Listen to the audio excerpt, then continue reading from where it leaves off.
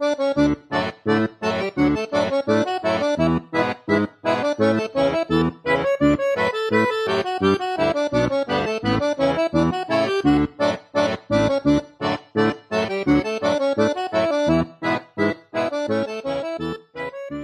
she's playing like Genshin Impact, and she's not really playing it, and she's kind of distracted. And then was she in a kiddie pool? No. Oh, this is a different kind of streamer than I watch. Okay, sorry. I don't know what you watch. But she's just like really casual, and then like her significant other comes in. They're having a full-on conversation while she's streaming. How many viewers? Well, it's not like the most, but it's like 12.8K. Yeah, yes. Those aren't ninja numbers, but 12 is respectable. 12,000. Yes. Yeah. 12,000. Wouldn't you like to do something boring in front of 12,000 people? But he's sitting there being like, "Hey, babe, what do you want for dinner?" Hey, babe, what do you want for dinner? You know, and she's like, "Oh, I don't know what kind of Hungry Mans do we have." Yeah, she's like, "Oh, I love Panera Bread. Yeah, can you?" And they're sitting there having an argument over like how are they going to pick up this order of food from Panera Bread? And I'm like, who wants to watch this? Who wants to watch this? I know. How can you convince people to listen to inane chatter online? I don't think you can. Okay. I don't think you really can. All right. So, did you want HelloFresh or did you want Greenbox? Yeah, I know. I get it. Tonight. I get it. If every I don't know how much subscriptions are. $9.99 is like a nice round number, right? But let's say like, I don't know, let's just say $5. So $5 times 12 is $60,000, right? Mm-hmm. And then let's say it's a monthly. So that's $5,000 a year. Now that isn't like retire money, but that's money. And you don't even get 40% of that or whatever. Sure. But like that's money, right? Yeah. So yeah, they should have been arguing over the HelloFresh, or should have been a stealth ad. A stealth ad. Yeah. Yeah. Like if two people were going to, we should just package this up and like, this is the new network ad. Oh my We're God. going to talk inanely about something. I know. And no, you're right. Try to pass it off as content. It would be like that. Did you know that HelloFresh has 50 different kinds of meals delivered directly to your door? Oh my God. All individually wrapped with instructions for healthy, delicious meals. In no time at all. Did you know that they're full of instructions that are really easy to follow? I personally like this menu for teriyaki chicken. It's delicious. I do it better than you do, but still. Okay. Yeah, no, you're keeping the bit going. Yeah. All right, jerk. Here's the bit. Mm-hmm. No bit. Yeah. That's our bit. Yeah, right. That's our bit on this, our hangout show. We didn't come up with a title. I did, actually. Oh, you did? But I want to build up to it so it really sounds dumb. But it's like, why? You know, people that you work 16 hours at a restaurant, let's say, right? Mm-hmm. And then you're off on Tuesday. And then Tuesday night, you come in and sit down and have dinner. And it's like, why are you here on your day off? Yeah, right. Well, that's us. Here we are. We had a plan about how we were taking, the last week of every month off, right? Mm-hmm. And I think it's a solid plan. But the more that we thought about it, the more we thought, well, maybe we jumped the gun because it's not, we're not, first of all, we're out of touch with, our fans, who we like communicating with. But also some months only have 3-4 weeks, right? Yeah. And so that's not a lot of content. And that really, we don't, we're not like hoping and praying for the day that this is all over, but we do have a schedule for when it ends, and that this will extend it. We lose 12 weeks a year this way. Yeah. So we thought like, okay, well, I'll tell you what. One of the reasons that we wanted time off is because, it's a lot of work to prepare an episode. To produce an episode. Yeah, to prepare, produce, and record and everything. And so, like, what if we had time that we could, communicate with the fans and produce some stuff for them, but it didn't require as much preparation, which isn't to say that we're just here, we're just going to fart around for our entire time. Well, I don't know what you're planning on doing. But, so when you go on vacation, you don't just lay on your face in your living room. You also have a schedule. Mm-hmm. But it's understood that it isn't as pressing, that you are there to relax. Sure. You're on shore leave. Okay. That's the title. I told you it would fall flat. These sailors are on shore leave. Oh, okay. And so I've got a metaphorical tropical cocktail in my hand. What I really have is 8-hour-old coffee with some Starbucks double shot poured into it. And I have water. We've got a metaphorical breeze, which is probably me bumping the mic arm. And we're just here to talk about some of the things that normally would either just get completely cut out of the show or get thrown onto the Patreon. Mm-hmm. So if you're not a member of the Patreon, but you're interested in us talking about topics that don't exactly relate to, Sailor Moon, this is what the outtakes are for the most part. Right. But we do have a couple things that we do want to talk about today. I think a pretty pressing thing. All right. So this is something else. This isn't the only reason that we decided to do this. But yeah, we can't, something big happened. Yeah. And we can't talk about it on the regular show because we don't have time. It would be the entire episode. Yeah. So instead we're going to do it here. Yes. And make sure everybody gets to hear our thoughts because God knows nobody has thoughts about this. There are people screaming their thoughts. But what happened was Saban Moon was found. Yeah. And I know that this was, all hands on deck. Yes. No, shore leave. All hands on deck. Shore leave is canceled. And it, this was in a process for a while. It says more about how obsessed I am with it because I was just reading about it like a couple days before the announcement that it was found happened. But, so I didn't cause it, but I have been thinking about it a lot. And Raymona on YouTube just did some sleuthing work and charted her kind of process. I think if she didn't find it, it would have been a real Geraldo situation. I don't know. Look that up if you don't know what that is. I don't know what that is. Capone's vault situation. Okay. Because this is a two-part. She had like a long thing about like the history of Sailor Moon and stuff. But also she's like a lost media researcher. That's her normal thing. Her YouTube is called Land of the Lost. Yeah. And good idea. Yeah. And she does these deeper dive documentaries every once in a while. Yeah. And I think this is really like her second really big deep dive one. And so the second, so she's just getting started. Mm-hmm. And like the second part of this thing was, I'm going to talk about Saban Moon. Actually, it's Toy Maker's Moon, but whatever. Yeah, Renaissance Atlantic. Yeah. And sorry. And then the culmination of the second part of the documentary is Here It Is. Yes. Which I'm just assuming because it's in the Library of Congress. Wait a minute. I thought we put like good stuff in the Library of Congress. Whoa. Also, the Library of Congress, a literal gigantic database that's numbered and labeled.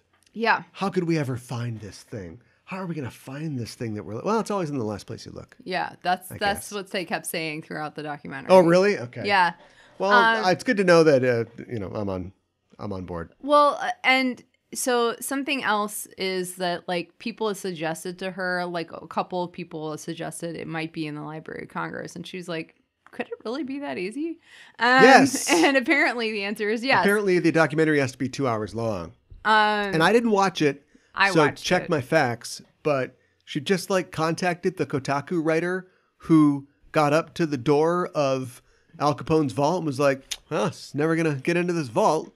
Because all she did was just retrace their steps and then go, all right, but let's ask the guy again. She did a little bit more than that. I feel like I could have found this thing. I didn't know we were still looking for it. I would have went and got it. So the Kotaku writer, got in contact with Frank Ward, who is one of the guys behind. I'm just going to call it Saban Moon because that's what we all call it. Yeah. And he actually showed her Teen Angel, which is... But that was the false gold. She found Teen Angel and was like, well, there we go. Right. And then she stopped. But see, Raymona got in contact with the Kotaku author because when she looked at all the possible things that it could be in the Library of Congress, it's called Project Y, and so she pulled anything that could be Project Y, Sailor Moon, Saban Moon. It all said Frank Ward on it. Yeah, it sounds like the Kotaku writer had either a deadline or X amount of money to get this done, and then just went, oh, there you go. It's an interesting story. If I go looking for it and I find something else, I'm done. I have other freelance gigs to write. And that's actually another thing, too. Because it's just like it was just another step away. It was just right there. Ray Mona, paid her own money to get these items from the Library of Congress. But I don't know how much she paid. That was not disclosed. I'm sure she made it back in views now that she has a 150,000 click video. She felt like it was worth it, you know? Yeah. And I would say yes. Yeah. And as a, fellow Sailor Moon broadcaster, I wish that we'd done it. Yeah. It would have been easy to do. Yeah. What else can we go find? I don't know. Let's find all the cells of Goku's little dick without the digital underwear. Oh my god! What are the other anime mysteries that are waiting to be solved? I don't know. You've heard of Naruto and I can't say it right. You've heard of Naruto, and Boruto. Yeah. Did you know about Zoruto? Okay, sure. Until you find something like that. Right. Just find something else. You don't have any ideas? I don't, because I feel like there is nothing else. I feel like this is it. This is the Ark of the... I mean, it's not the Ark of the Covenant, but it's not even like the brochure that tells you what the Ark of the Covenant is. But I feel like this is it. You know? I guess. Okay. Wow. All right. Well, let's talk about the pilot itself. Yes. Which Ramona is very savvy, immediately cut out as its own video for people who... Which is smart. I'm sure if you look at the documentary and you look at the pervert bar, that's the bar that shows you the point that everybody skips towards that started as a feature on Pornhub. I've read. And I'm sure there's a huge hump right where the Tune Makers thing starts. Yes. Let's talk about the Tune Makers thing. I'll start... We're going to talk about all the amazing, crazy things in it, but I will start by saying I was a little disappointed that we've all seen the weird angled thing from the con in California from the early 2000s. We've all seen it. And if you've seen it, you've seen this. You just get to see it in glorious 480p. But it's basically the same thing. I mean, you get to see that there's an actual quote unquote storyline, but the music video dancing around and the crappy bits of crappy animation that you see in the thing, you get the idea. That's all it really is. Yeah. I do think that. I mean, you don't learn the very individual personalities of the sailors. Let's talk about it. Which is very different. Jupiter's the smart one? Jupiter's the smart one. What? Yeah. Mars is the sporty one. Mars is sporty? Yeah. And Mercury is a badass? She's a party girl. She's a badass party girl? Yeah. And Venus is a slut. So that checks out. Wow. No, Venus is a ditz. I don't know. Yeah. And I would argue that Minako is a ditz, but in a different way. No, we're not here to defend Minako. See episodes, 25 through 120 of Sailor Noob. Vicky's kind of a ditz too. I feel like there's a lot going on. Sailor Moon? Yeah. Up there. Oh my God, the dance. It's like, oh wow, this is like every stereotype you could put about a teenage girl is in this There is, but that's not all that's in it. A lot of confusing stuff is in it. Now, let's take a conservatively 90 minutes to break down every cosmological aspect of this 10-minute video that is clearly a pitch document for a series. Yeah. If this went to series, you would just recast the whole thing. None of these girls are making it, right? Like, this is literally just a day of filming and an hour of voice recording for these 4 or 5 actresses. Yeah. To the point where, like you were telling me, they don't even know each other. Like, they're trying to find Venus, but nobody knows her name. And I'm like, why don't you know?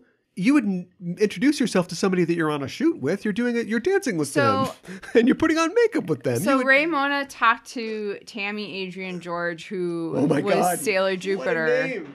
And she was able to give partial names for all of the Senshi except for Venus. Right. And so we can't... What did they call her on set?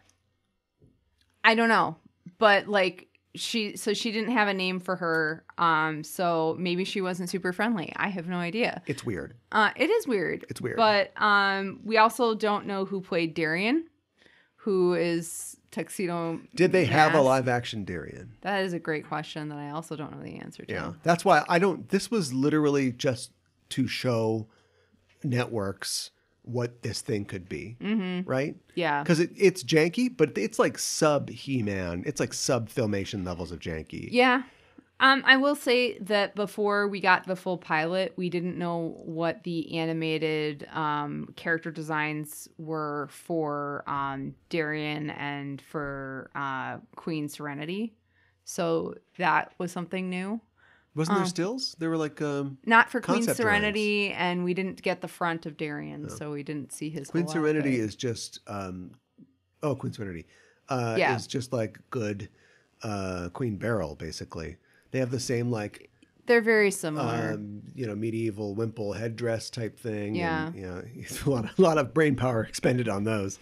It kind of reminds me of Glenda the Good Witch a little bit. Yeah, well, I guess. All right, listen. Yes. Listen. Yes. It begins. Okay. In our own solar system. All right, I'm going to stop you right there. So they're in our solar system. But they hide in another dimension. That's what it says. What's the other dimension? I'm very confused. Are they in an alternate dimension which also has an Earth, moon, and stars?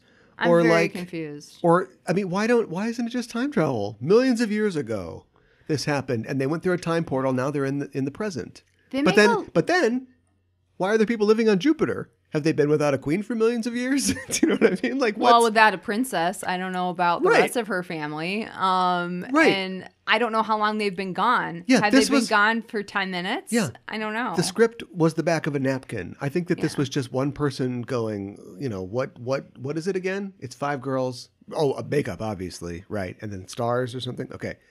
And that would all have been fleshed out if this ever went to series. But what we have does not make any sense at all. It doesn't make any sense. Eternia is another dimension. Yeah. That's where He-Man comes from. Right. But they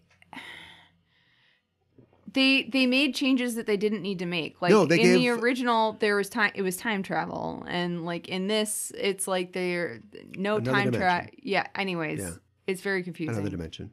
Yeah. Another dimension. Yeah. Another dimension. So they say. It's the Beastie Boys.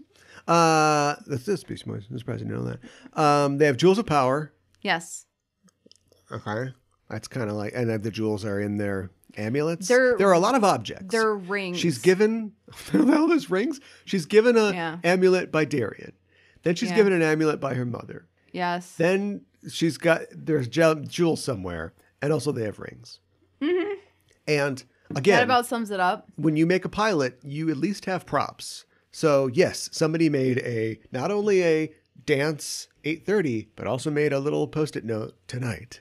And that's the extent of the props in this show. Yeah. Because they're using what looks like Sailor Moon brand compacts, but they're with like all very similar. But with all the like the gewgaws pulled off of it. Uh-huh. It's very similar. Yeah. So that wouldn't stay, right? They would build a prop. Well, that was the prop. No, they used that as a prop, but I'm saying if this went to series, they would change it. Yeah. Yeah. I'm not excited by this. It just screams, low effort, but it just screams like contractual obligation to me. Like somebody was like, we've got a part of the deals. We have to pitch this as a live action series.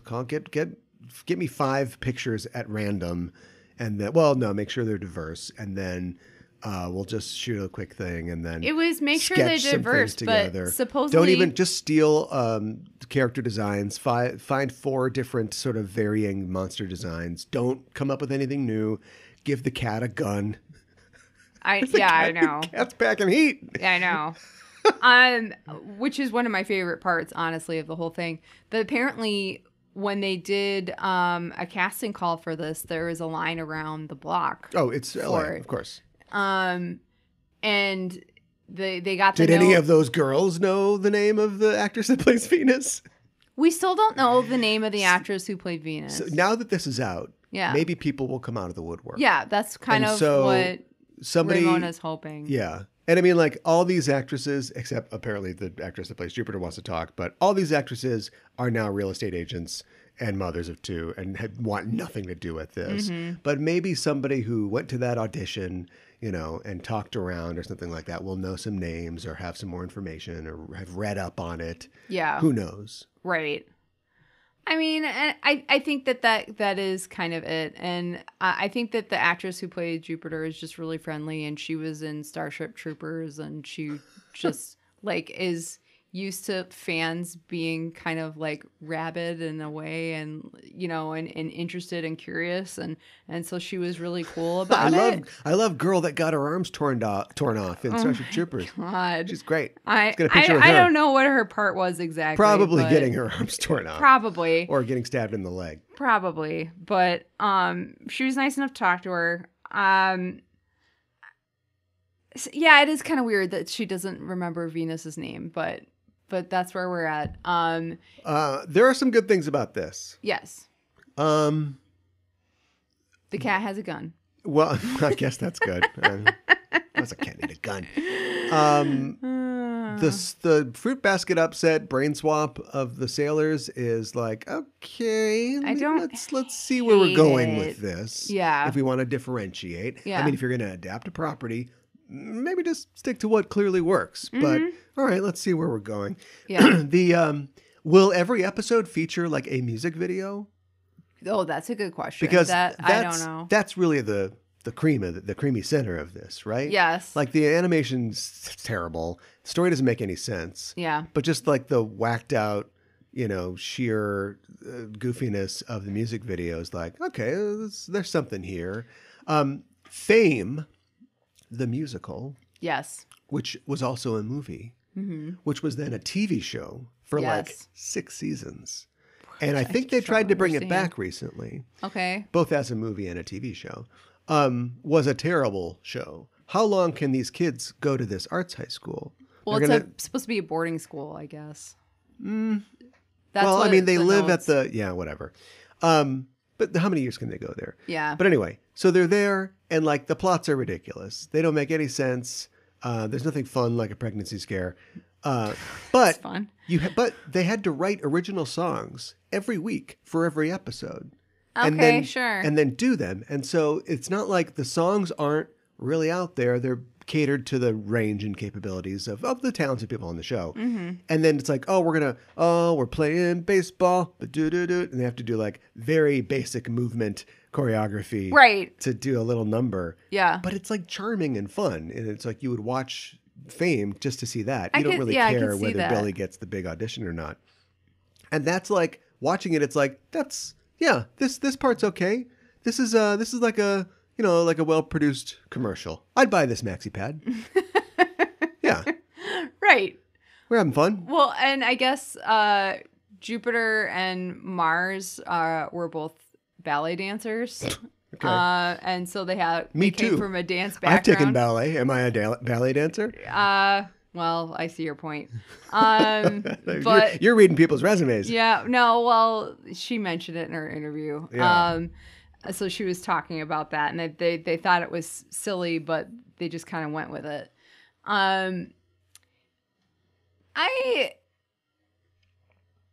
Okay. One thing that I didn't like was that, like, when in the animated part, like, Mercury is flying around in her wheelchair, and like she gets knocked out. Why do you have her fall out of her wheelchair the first episode? They need to, because it's the first episode.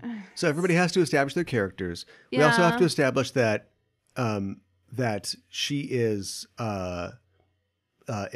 impetuous. Yeah. And she isn't flying around. She wasn't just the one who could afford to buy a air trike or whatever. Like she cannot walk. She is disabled. Right. I know she was in a wheelchair before, but Clark Kent wears glasses. Do you know what I'm saying? So it's like we just want to make sure you know everybody's capabilities. Okay. But also to kind of put her over, she's also like, she takes one of the guys out and she's like dive bombing people. And so she's got that going for her. Yeah, that's true. That's what I think. She's kind of fearless.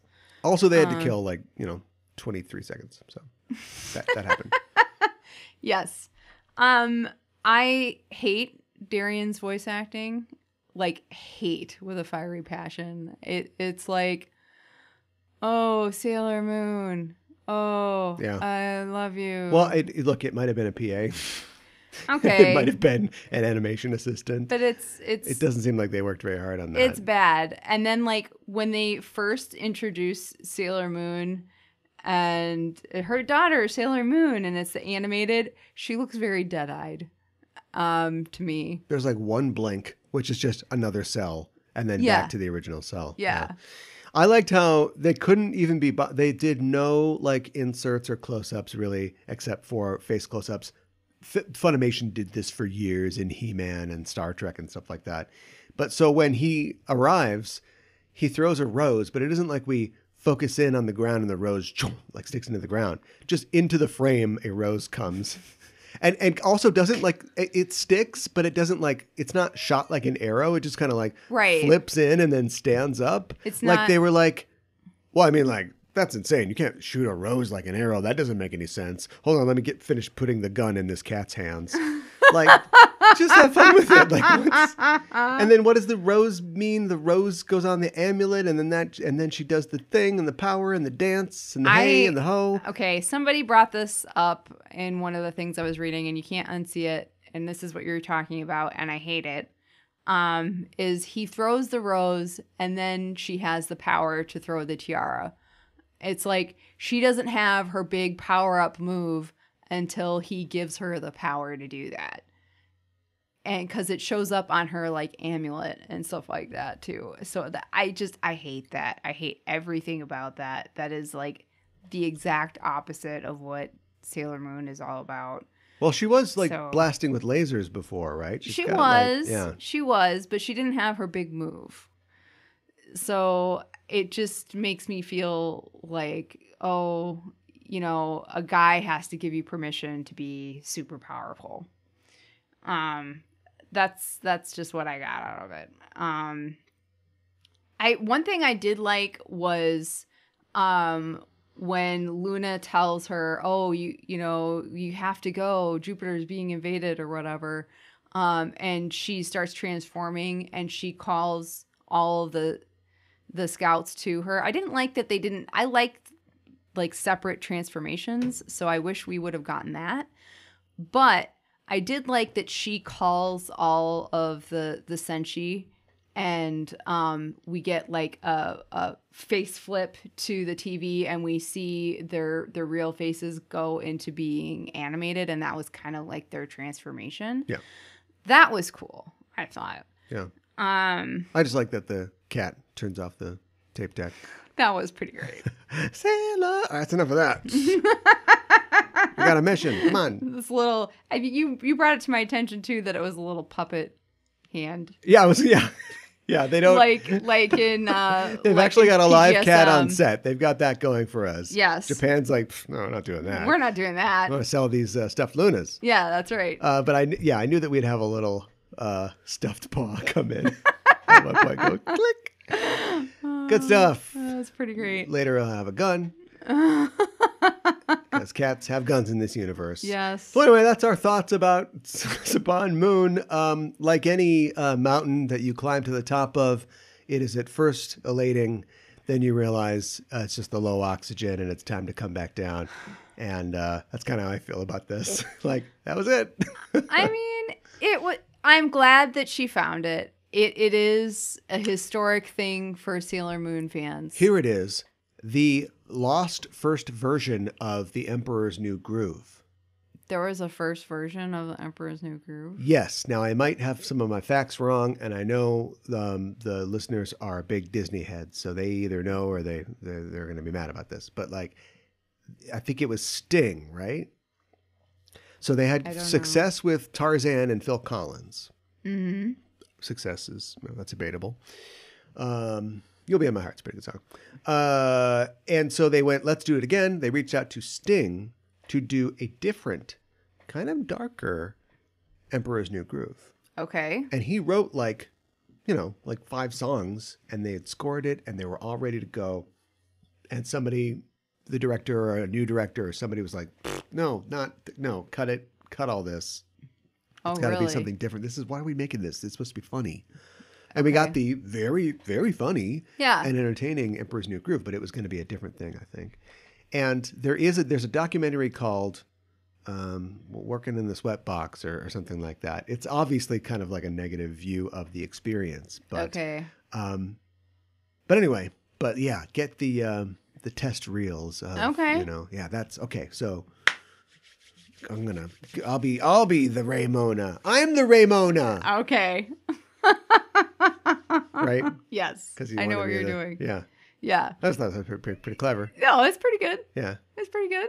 You got to be a fan of Romeo and Michelle's High School Reunion. Yeah, or of Mary Tyler Moore. Yeah. Yes. Let's move on. Yeah. This joint is dead. Oh, we got to continue our shore leave somewhere else. All right. Oh, here's a new joint. Check this out. The Apocalypse Bar. No, the End of the World Tavern. Okay. Right? Is that in that? What's that Edgar Wright movie? Kind of long after we really cared about Edgar Wright anymore. Yeah. The third movie in the Cornetto trilogy. Oh, it's something like that. Yeah. It's called like The End of the World. Yeah. Because titles are tough. They are tough. See shore leave. I want to talk about apocalypses. This is something that I probably would have way inflated the length of a regular episode for, but this has been on my mind for a couple different reasons. And obviously the world is always at stake near the end of a Sailor Moon season. Yes. But very specifically, they are trafficking in specific imagery and specific ideas that from the very first episode, oh my God, what's this? Oh, the silence, watch out. Right. This has been a touchstone, a major theme of this season. Mm-hmm. And so I've been, kind of jokingly like tracking the religious elements, all the Cameron films. Right. But also, Jesus and Christianity and things like that in the show. And so I thought, like, how close are we going to cleave to the Christian idea of the apocalypse or other apocalypses? Mm-hmm. Do you know there is no Shinto apocalypse? Is that right? No, because Shinto is not, it is an organized religion in that, we need to know what time the shrine opens. But otherwise, it's not a religion like that. It's not telling you to do anything. Sure. Right? And so therefore there Pray to the gods. That's about it. Yeah. And respect things. Yes. But there's just nothing to do. So there is no eschatology. There is no or blah, blah, blah, watch out. No, there's not. Yeah.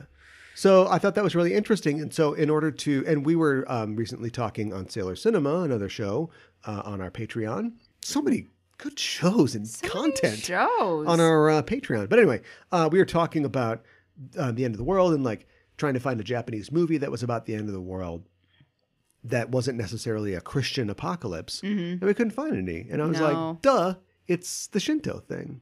Okay. Do you know what I mean? Yeah. Yeah, I get that.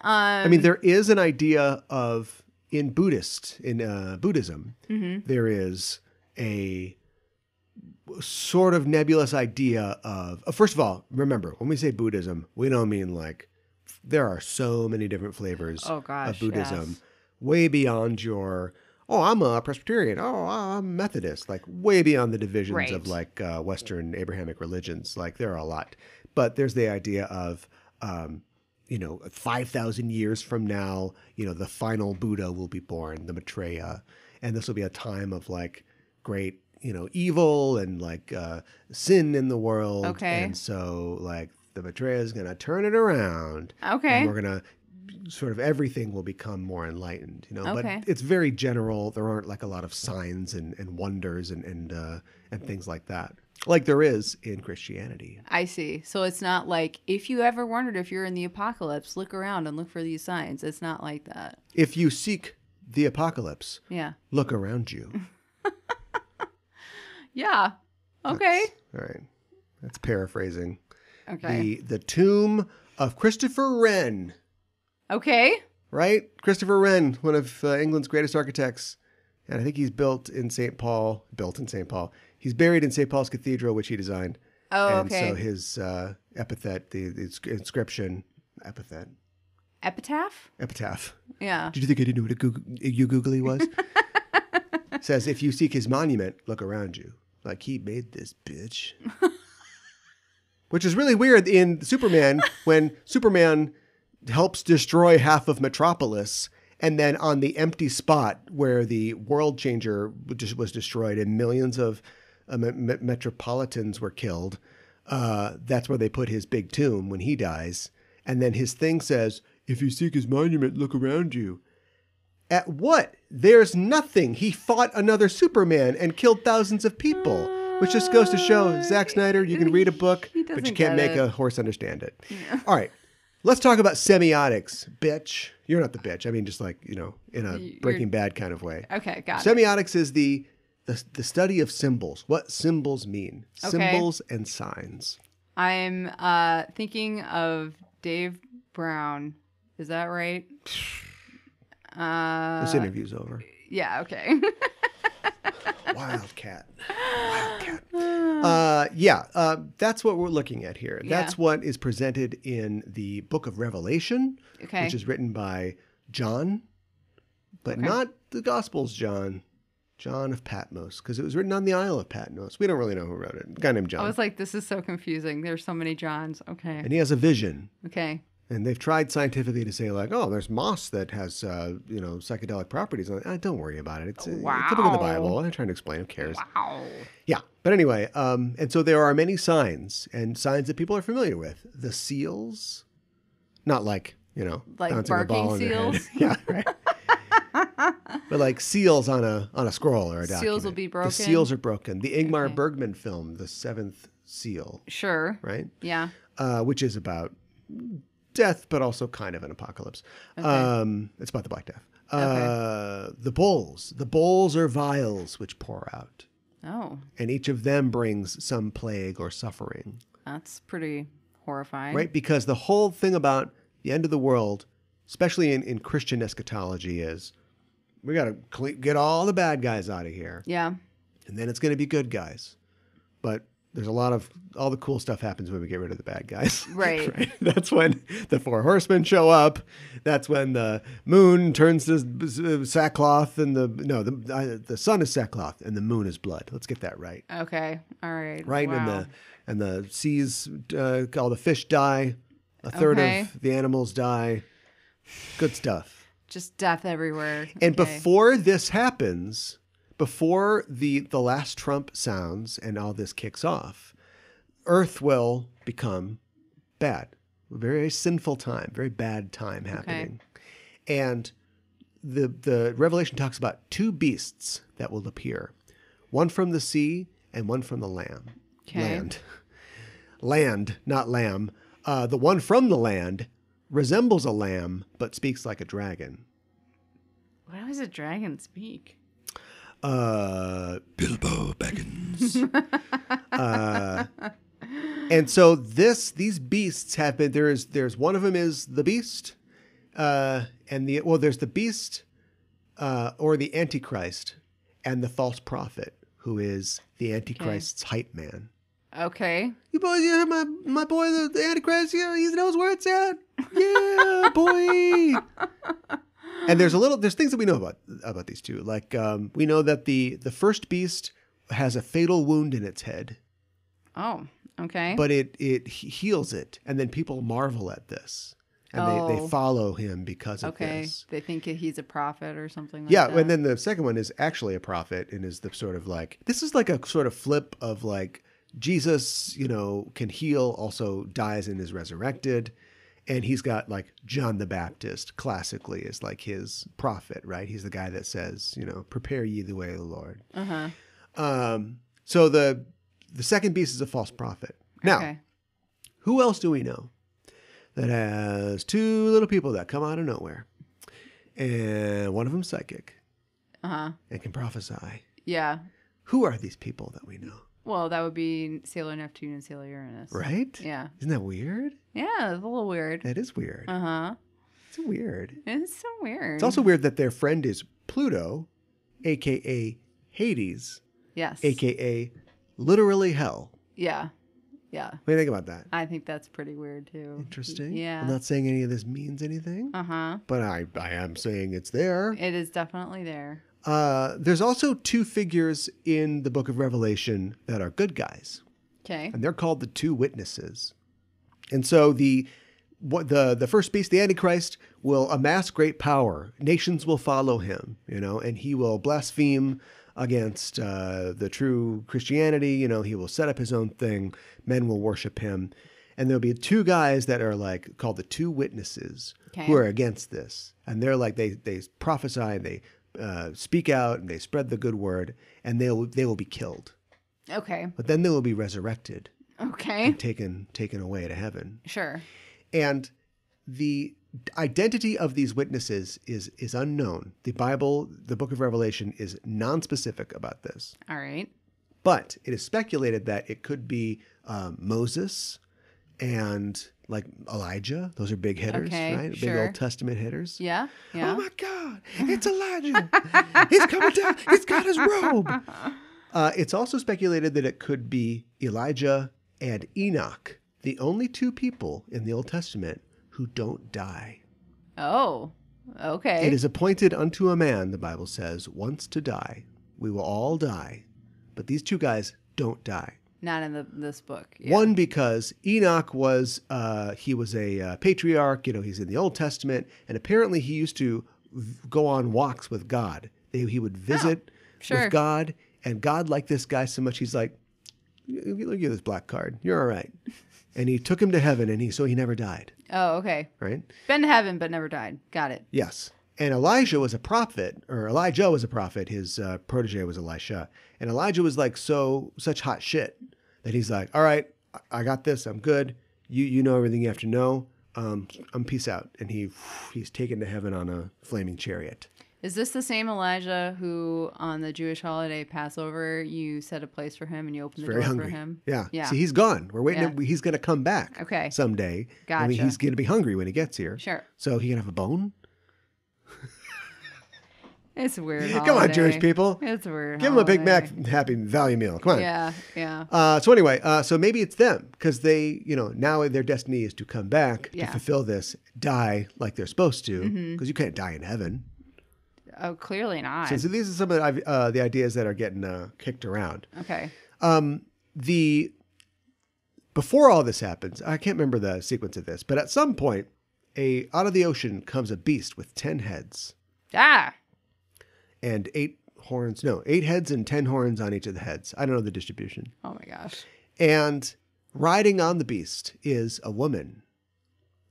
Okay. Colloquially known as the Whore of Babylon. Okay. Although I think we've kind of changed that to Apocalypse Woman now. Okay. Because we don't, come on. We don't say that. Yeah. Yeah. She is. Tell me if this sounds familiar. She is arrayed in purple and scarlet color. Mm-hmm. And decked with gold and precious stones and pearls. Mm-hmm. She has a golden cup in her hand.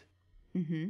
Does that sound familiar at all? Well, you've talked about Calvinite being the Whore of Babylon. I have, but also we just met somebody who is arrayed with precious stones and pearls.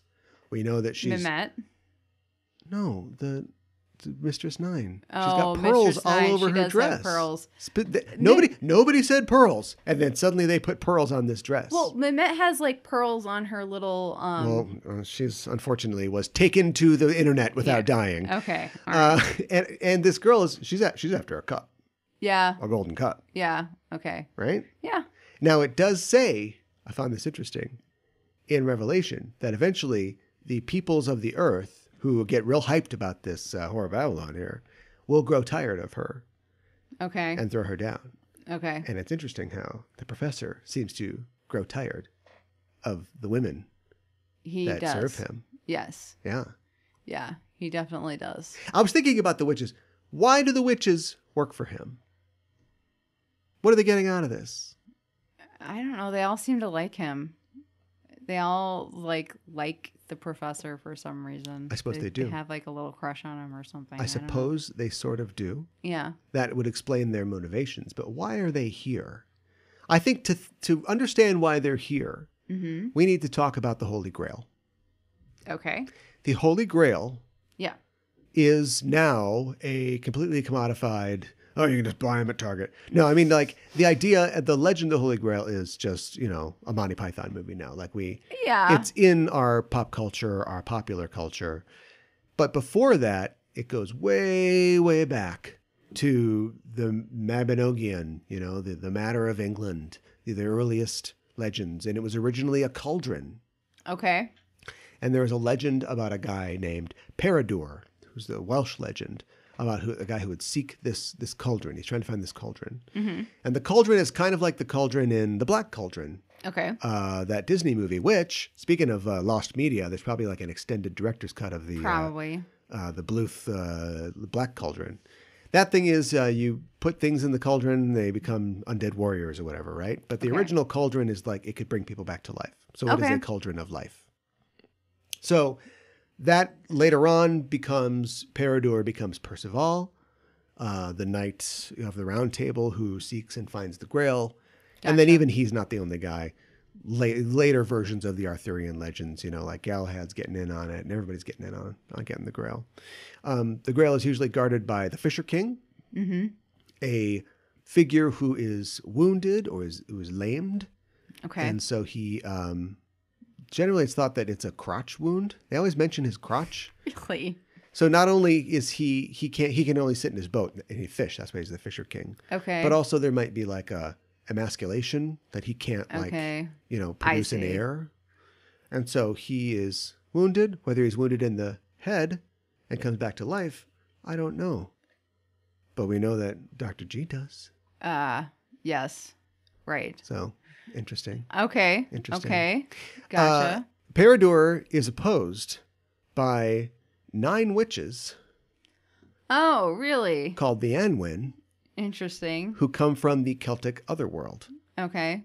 And the idea of these witches has changed a lot over the years.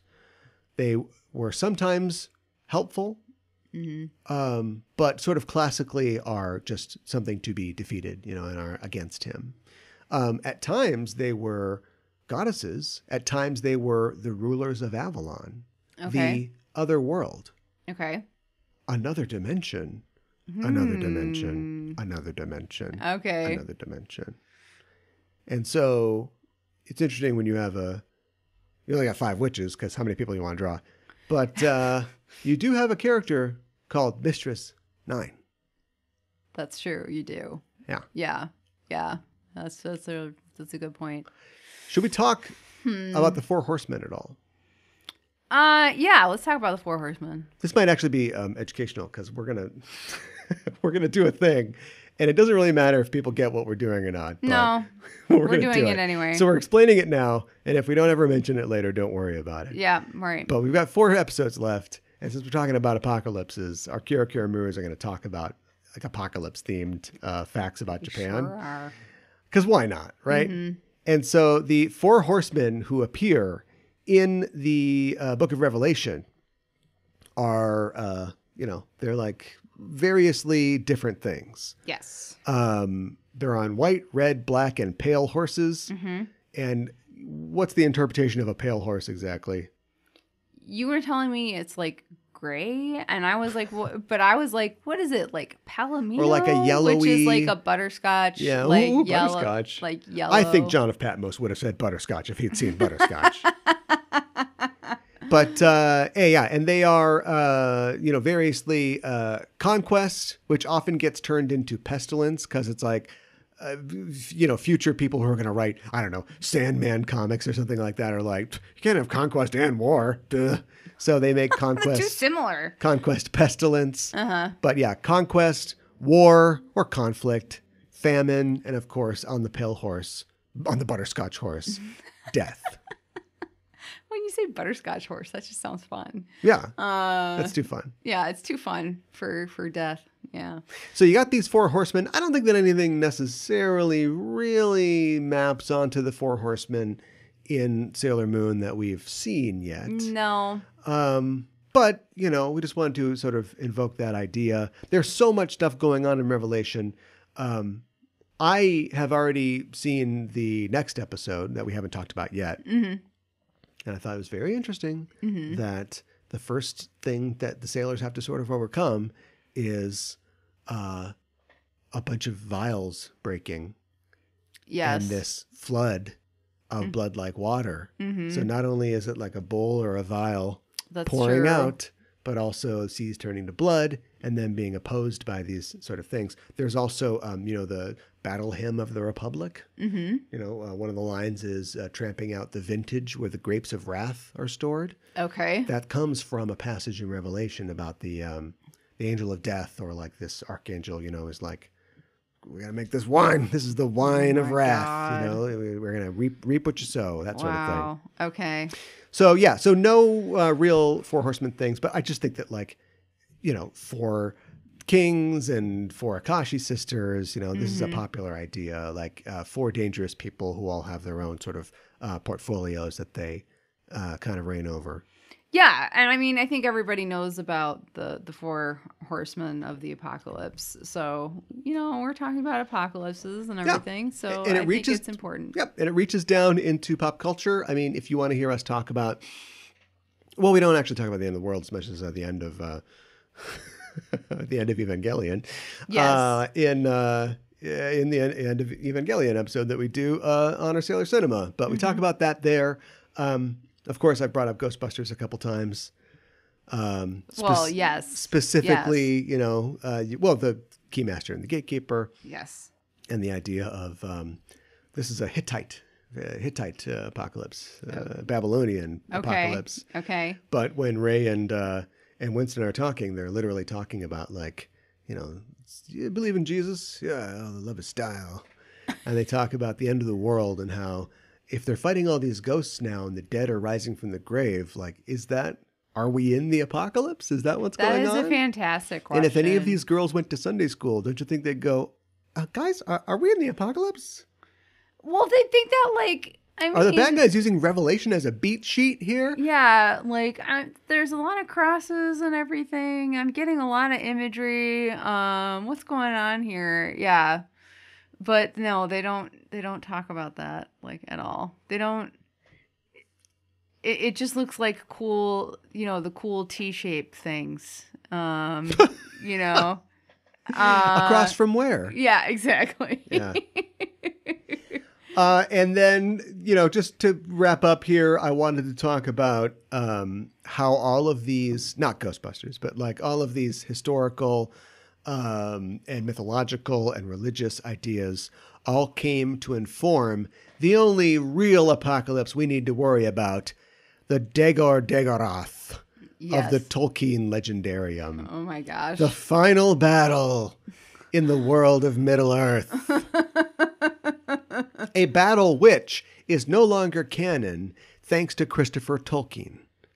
Really? So remember, a lot of the things that you're going to be seeing in the Rings of Power or have seen in the films are all from his notes. There are 3 books. Actually, there's 2 books, but 4 books, I guess, right? The Lord of the Rings trilogy and The Hobbit.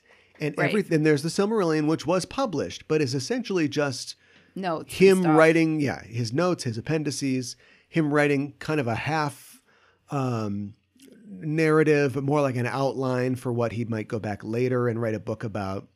And then the Book of Unfinished Tales, all of it, just look. A lot of world building stuff. He became a scholar of his father's work, and I'm sure that's how he ate every day. And so he's gonna publish all this stuff, right? Mm-hmm. But the fans like it. Yeah. And so the idea of a final battle in the world of Tolkien, a world that it's on purpose, draws heavily from both the legends and mythology of the British Isles and also the Catholicism that he loved so well, even though his best friend was a Protestant. Mm-hmm. No, nobody's perfect. And so he even put in a Revelation-esque Armageddon-like final battle, but then later went, but I don't know if I want to do that. And Christopher Tolkien took and ran with that and just basically said, it's not canon. Okay. But if it was canon, that would be pretty great. Yeah, that'd be pretty great. Yeah. It comes from a prophecy by Mandos. Okay. Mandos is one of the Valar. Okay. He is basically the Vala are god, like demigods of Tolkien's Earth, and Mandos is the one he's their Hades, basically. Like he is the one who runs their underworld, and he prophesies that all this stuff will happen. That Morgoth, the Black Foe, the great Satan of Middle Earth. Everybody's worried about Sauron. Sauron was like assistant to the regional manager. Okay. To Morgoth's boss. Sure. And so Morgoth, this whole time, has been locked away outside the Door of Night. He is locked out of the world. He can't come into this world. But he's going to jimmy that lock. Okay. And come back. I see. And so when he comes back, it's going to be a huge knockdown, drag-out fight. He's going to fight. All the Valar are going to get together and fight. All the hosts of elves and men and dwarves shall fight the elves and the orcs and the bad guys and everybody. And plus it's like Avengers Endgame. All of the former heroes of the good side will all come back and get to do their little thing. So they'll swing in like Spider-Man, and they'll blow something up, and they'll do an Iron Man. And so Tormabar, who is this hero from the first age, who was cursed, his family was cursed by Morgoth, will come back, and he'll use his sword to like get the final blow on Morgoth. Okay. And Erendil, who is this man who became immortal, he sails this boat across the sky with one of the Silmarils on his forehead. He is the evening star. He'll come down in his boat, and do some damage. So everybody's like, boom, boom, they all get to come in. And there are stones, like Infinity Stones. Okay. This is what the Silmarils are. Okay. The Silmarillion. Silmal, gems, Rillion, the story of the gems. Okay. The Silmarillion is the story of the Silmarils, which are these 3 magic gems created by Fëanor, who, we're not going to get into that, doesn't matter right now, but they captured the light of the 2 trees, the original light source, the night and day, the moon and the sun of Ardra, or of Arda.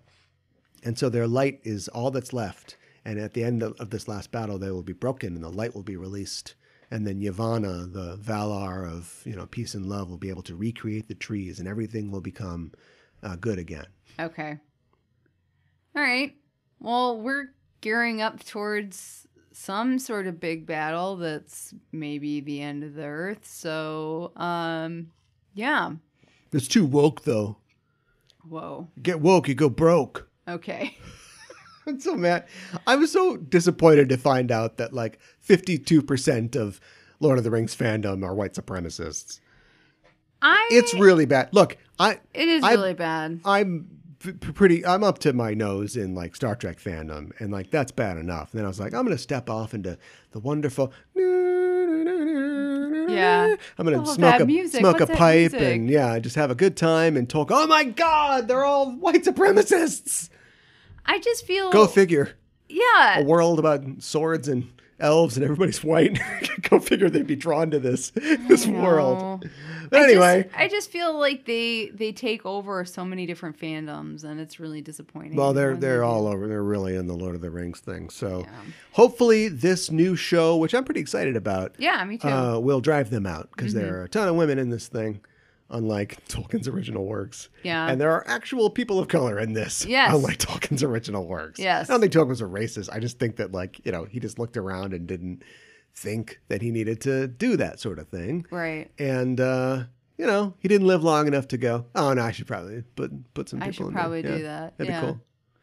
It would have been cool. Oh, they wouldn't be. They're not supposed to be in there. Yeah, I don't think like trolls are real or dragons. No. So we're good. I think we're good. Yeah. Yeah. I think the dwarves can be black. Yeah, I think not all of them. Yeah, but I mean, I think you can have black dwarves. So I think that is a possibility. The black dwarves. Yes. That just sounds like a D&D thing. So anyway, I don't know if that was worth anything, but it's just something that I wanted to get off my chest. There we go. 18 years of Sunday school. All distilled down into half an hour on a podcast. Oh my goodness. But that's when I see this stuff. That's what I don't just go, oh, it's weird. Oh, it's why does that happen? This is what I'm thinking. I'm like, oh, somebody went to Catholic school. Right. Yeah. Right. Well, I think they're thinking about it. You know, it wasn't just like thrown in there and like nonchalantly. You know, they definitely there's a lot of thought put into it. And it's a show about women, so you need more women. Yeah. So the Revelation has one woman, and like a cop show, she's a whore. Mm-hmm. And so, or like a Martin Scorsese movie, she's a whore. Right. But in this, it's like, all right, well, we're done with this whore, so. Okay, oh my gosh. We're done with this apocalypse woman. Yes. So now we got a new apocalypse woman. Yes. He used to be an apocalypse tween. There you go. Apocalypse the tween. new international version of the Bible. And it's like, and lo, out of the sea came a sulky teen. Oh, no. In her hand, a golden iPhone. Scrolling through TikTok, she was. Whatever. And the people tired of her. Are we unhappy face on your apocalypse? Did we cover everything? I think we covered everything. I think we did. Yeah. So anyway, I think we'll probably, for now, you know, we made this idea. We want to commit to it, the whole not doing the last week. So we'll probably, at least till the end of S, try to stick to that and do these shows instead. Mm-hmm. Because they're fun and they don't cost us anything really mentally. That's right. Although I did write down a bunch of stuff about Revelation. Of course you did. And so we'll probably keep doing that at least until the end of S and the S movie. And then we'll kind of reevaluate from there. But yeah, I had fun. And I hope that you enjoyed hearing this. And I hope that you and yours are doing well wherever you are. Yes. Hug your kids. You never know when that first seal's gonna break. Weird. Terrible. Oh, no. Wasn't there was a Demi Moore movie in the early 90s called The Seventh Sign, I think? Okay. Yeah, and she's going to have either the Antichrist or the Savior. Well, that just reminds me of... Rumor Willis, Antichrist or Savior? Oh my gosh. That just reminds me of what is the movie with Arnold Schwarzenegger? End of Days. Yeah. Yeah, that's what it reminds me of. I didn't mention it. Not worth mentioning. No. Although it's got Rod Steiger in it. Yeah. Terribly underused. Yeah. You imagine that, like, when you go, I think that she had the Antichrist, you know, the priest is going to be like your Max von Sydow or something. Instead, it's like, come on, get over here. Let me tell you, the world's going to end. It's like grumpy old Rod Steiger's doing it. Pretty cool. It's pretty cool. Right, well, but yeah, it's kind of a weird movie about somebody having the Antichrist. So, the Antichrist is going to be born. Oh my gosh. Right now? Yeah. What if we induce labor? Will we miss the mark? If you're an obstetrician and it's coming up to 6 it's 6/6/2006. And the 13th hour is coming up because it's daylight savings time. You just induce labor. Yeah. We'll have this kid out by 10:30, no problem. And then it won't be the Antichrist. Yep, you missed it. The timing will be off. You killed a snake for nothing. Yeah, right.